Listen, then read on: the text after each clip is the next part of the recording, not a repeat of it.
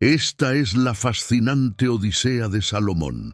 Su sabiduría única, la construcción silenciosa del templo y el enigma de la reina de Saba te cautivarán. La sabiduría de Salomón número 1, el juez supremo del carácter. Salomón sucedió al rey David como el último rey de la nación unificada de Israel.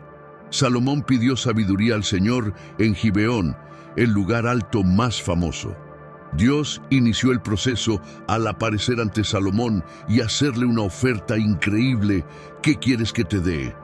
La respuesta de Salomón demostró que, de alguna manera, era sabio más allá de sus años.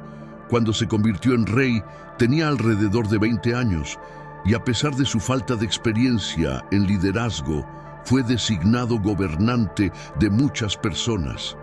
Lo que necesitaba era un corazón receptivo para juzgar y guiar correctamente. Reconocer tu necesidad desesperada de Dios es el primer paso para convertirte en un hombre del reino. Dios estaba tan complacido de que Salomón pidiera sabiduría en lugar de una larga vida o riquezas, que le concedió la solicitud y le añadió lo que Salomón no pidió: riquezas, honor y una larga vida. Sin embargo, para que estas bendiciones prometidas se hicieran realidad, Salomón tendría que andar en los caminos del Señor y obedecer sus estatutos y mandamientos. Las promesas de Dios eran seguras, pero solo se podían obtener mediante la obediencia. El autor de Primeros Reyes pretendía que la historia en esta sección demostrara la profunda sabiduría que Dios había otorgado a Salomón. Nos ayuda a comprender que la sabiduría va más allá de adquirir conocimiento y entendimiento. La sabiduría, por otro lado, es la comprensión espiritual aplicada a la vida terrenal. Dios le había dado a Salomón inteligencia y la capacidad de ver el mundo a través de una lente espiritual y usar esa perspectiva en la vida cotidiana. El rey actuaba como el Tribunal Supremo de Israel, sirviendo como el último nivel de apelación en casos difíciles. Este caso en particular involucraba un dilema entre dos prostitutas. Ambas habían dado a luz a un hijo. La primera mujer afirmaba que el hijo de la segunda mujer murió porque ella durmió sobre él. La segunda mujer colocó a su hijo muerto junto a la primera y tomó al hijo vivo para sí misma. Aún de noche, cuando la primera mujer despertó y encontró a su hijo muerto a su lado, se dio cuenta de que no era su hijo. La segunda mujer lo negó vehementemente, afirmando lo contrario primera, de Reyes 3:23-26. El rey dijo: la primera mujer dice, este es mi hijo que vive, y tu hijo está muerto. Y la otra dice, no, tu hijo está muerto y mi hijo está vivo. Entonces el rey dijo, traedme una espada. Así llevaron una espada ante el rey, y él dijo, dividid al niño vivo por la mitad, y dad la mitad a una y la mitad a la otra. Entonces la mujer cuyo hijo estaba vivo habló al rey, porque se compadeció de su hijo. Ella dijo, oh Señor mío, dale el hijo vivo, y de ninguna manera lo mates. Pero la otra dijo, ni mío ni tuyo, divídelo sin la ayuda de una prueba de ADN. Un juez común estaría perplejo ante el caso. Salomón, por otro lado, sabía exactamente qué hacer debido a su perspicacia dada por Dios en las formas de la naturaleza humana. Dijo que dividieran al niño vivo por la mitad y distribuyeran la mitad a cada mujer. Tal como predijo el rey, la verdadera madre del bebé suplicó por su vida y estuvo dispuesta incluso a renunciar a él. La otra mujer cruel secundó la decisión del rey. Luego, el rey emitió su fallo: dar al bebé vivo a la primera mujer y no matarlo, ya que ella es la madre. Cuando todo Israel escuchó el veredicto del rey, lo tuvieron en reverencia, porque vieron que tenía sabiduría de Dios para administrar justicia. Salomón entregó al bebé vivo a la primera mujer después de que su solución única al dilema fue recompensada. La historia se difundió rápidamente por todo Israel, y todos estaban asombrados del rey porque veían la sabiduría de Dios en él para administrar justicia. La reputación de Salomón como el hombre más sabio que jamás haya vivido se difundió rápidamente, trayendo gloria a Dios. Además, fue un prolífico escritor, convirtiéndose en lo que podríamos llamar un hombre renacentista gracias a la bendición de Dios.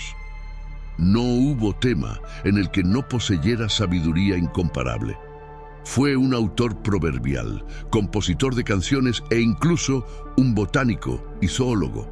Según Primera de Reyes 4:32-33, habló 3000 proverbios. Sus canciones fueron 1005.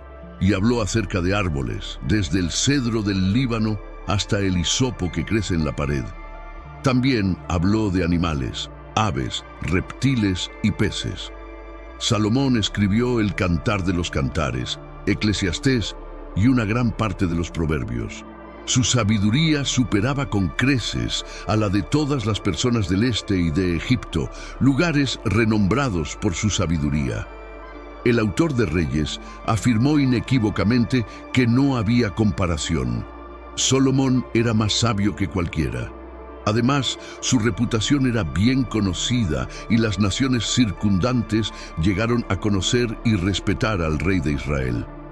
Cada rey en el planeta enviaba emisarios para escuchar la sabiduría de Salomón.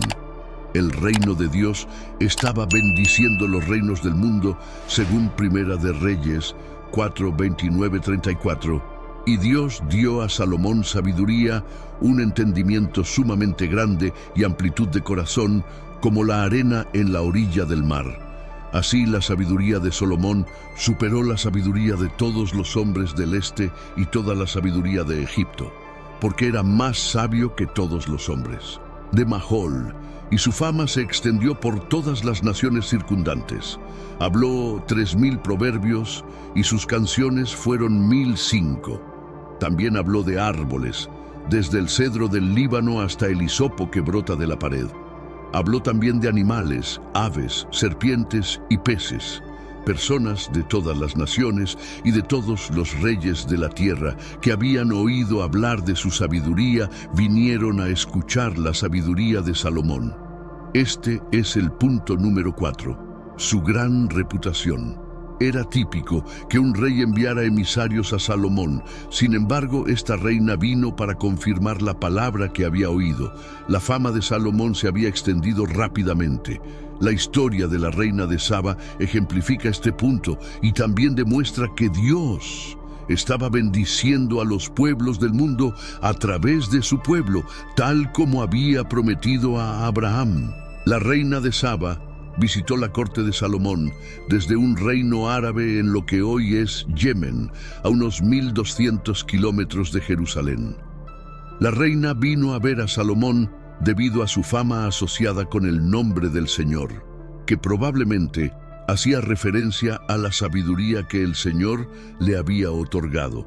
Vino para ponerlo a prueba con acertijos y ver si sus habilidades estaban a la altura de su reputación. Primera de Reyes 10:1. Salomón, con su sabiduría y riquezas, estaba muy por encima de su comprensión. La reina quedó asombrada cuando escuchó sus explicaciones y vio su glorioso reino. Primera de Reyes 10:3-5. Respondió a todas sus preguntas, y no había nada tan difícil para el rey que no pudiera explicarle. Cuando la reina de Saba vio toda la sabiduría de Salomón, la magnificencia de su casa, la comida en su mesa, el acomodo de sus siervos, el servicio de sus camareros, sus coperos y el pasadizo por el cual subía a la casa del Señor, se quedó sin aliento. La reina admitió que no había creído los informes sobre Salomón que había escuchado, pero ahora veía por sí misma que era auténtico. Luego agradeció al Señor por poner a Salomón en el trono por el bien de Israel. Primera de Reyes 10:6-8. Entonces ella dijo al rey: «Era cierto lo que escuché en mi propia tierra acerca de tus palabras y tu sabiduría. Sin embargo, no creí las palabras hasta que vine y vi con mis propios ojos. Y de hecho, no se me había contado ni la mitad. Tu sabiduría y prosperidad superan la fama que escuché. Dichosos son tus hombres y dichosos son tus siervos que están continuamente delante de ti y oyen tu sabiduría. Ella también colmó a Salomón con regalos y él parece haber correspondido. Primera de Reyes 10:9-13. Bendito sea el Señor tu Dios, quien se deleitó en ti al colocarte en el trono de Israel, porque el Señor ha amado a Israel para siempre. Por lo tanto, te hizo rey para administrar justicia y rectitud. Luego le dio al rey 120 talentos de oro, especias en gran cantidad y piedras preciosas. Nunca antes se había visto tanta abundancia de especias como la que la reina de Saba dio al rey Salomón. Además, los barcos de Hiram, que traían oro de Ofir, llevaron grandes cantidades de madera de almendro y piedras preciosas de Ofir. El rey hizo escalones de la madera de almendro para la casa del Señor y para la casa del rey, además de arpas e instrumentos de cuerda para los cantantes. Nunca antes se había visto una madera de almendro así, ni se ha vuelto a ver hasta hoy día. Una perspicaz visión de la reina de Saba es que no tomaba a las personas en su palabra, ya sea por sus informes personales o la reputación que habían adquirido de otras personas. En otras palabras, ella quería ver los resultados por sí misma. Otra cosa interesante que demostró la reina de Saba fue que no compartió ninguno de sus regalos con Salomón, ni intentó establecer una relación más estrecha con él hasta que estuvo satisfecha de que se los merecía.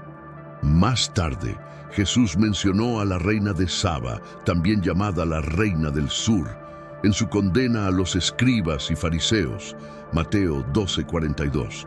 La reina del sur se levantará en el juicio con esta generación y la condenará, porque vino de los confines de la tierra para oír la sabiduría de Salomón, y mira, uno mayor que Salomón está aquí. Estuvo dispuesta a viajar cientos de millas para escuchar la sabiduría de Salomón, pero mientras el Hijo de Dios superaba con creces a Salomón en sabiduría y gloria, los líderes religiosos judíos solo se burlaban de él. Según Jesús, en el juicio final, la reina de Saba señalará con el dedo acusador a aquellos que no tendrán excusa por haber rechazado al Mesías. Número 5. Construyó el gran templo sin hacer ruido. Quizás el acto más famoso de Salomón fue la construcción del templo con materiales y planes proporcionados por su padre David. Dios le había prometido a David que permitiría que su hijo construyera el primer lugar permanente de adoración centralizada, como se predijo siglos antes en el libro de Deuteronomio. Fue un templo magnífico y tardó 7 años en construirse. Aunque el palacio de Salomón tomó 12 años en construirse, el templo se construyó sin que se escuchara el sonido de martillo y cincel, erigiéndose en silencio. Primera de Reyes 6:7. El templo fue construido con piedra terminada en la cantera, de modo que no se escuchara martillo, cincel ni herramienta de hierro mientras se construía.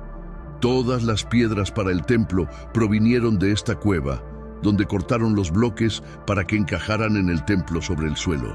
Su reinado trajo gran prosperidad a los israelitas y el imperio se extendió desde Egipto hasta el Éufrates, incluyendo la mayor parte del territorio prometido. No obstante, sabemos que la construcción del templo siguió algo parecido a lo siguiente.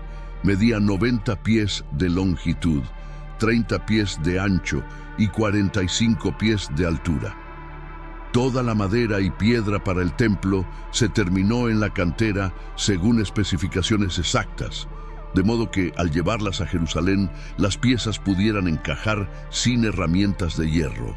Dentro del templo solo era visible el oro. Frente al templo se encontraba el patio interior de los sacerdotes, con una baja pared entre él y el patio exterior, compuesta por 3 filas de piedra de Hume y una fila de vigas de cedro. En el patio interior se encontraba un enorme altar de bronce para los sacrificios. El patio exterior era para el pueblo de Israel. El templo se inició en el 4.º año del reinado de Salomón y se completó 7 años después. Las imágenes son a veces más grandiosas de lo que podemos imaginar. La enorme pila de bronce que estaba en el patio interior se conocía como el mar de bronce fundido. Los artículos de bronce se fundieron en arcilla de manera similar a como se hace hoy en día. El mobiliario del lugar santo incluía el altar de incienso de oro, la mesa de oro con 10 mesas de pan de la proposición, 10 candelabros de oro puro y utensilios dorados. Salomón también estuvo a cargo de la dedicación del templo y su oración de dedicación, basada en Levítico 26 y Deuteronomio 28, se detalla en los libros de Reyes. Esta oración menciona la promesa de Dios de regresar a su pueblo del exilio si ellos se vuelven a Él, una promesa que se volvió especialmente importante para aquellos en Babilonia cuando se publicó el libro. Salomón era consciente de que no había ningún edificio en la tierra que pudiera albergar al gran Dios, pero aún así oró para que el Señor reconociera este templo y que siempre que él o alguien de Israel se dirigiera a Dios allí, Él escucharía y perdonaría. Esta enorme celebración estuvo marcada por la felicidad, así como la adoración y expresiones de gratitud. Ninguno de los miles de animales fue llevado ante el Señor como sacrificio por pecado o transgresión. El costo de la construcción del templo de Salomón no fue inferior a los $30 millones. El templo construido por el rey Salomón se construyó principalmente con materiales egipcios y se completó no antes del año 1000 a.C., según las conclusiones del profesor. Salomón construyó el templo con gran habilidad, sin escatimar gastos y prestando atención cuidadosa a cada detalle. Incluso las partes invisibles se terminaron con un alto estándar de calidad y precisión bajo su dirección. La reputación de Salomón se extendió lejos y ancho, y la magnitud de su poder creció sustancialmente como resultado de su programa de construcción. Comenta qué te pareció, y si te gustó, comparte este video. No olvides seguirnos. Hasta el próximo video.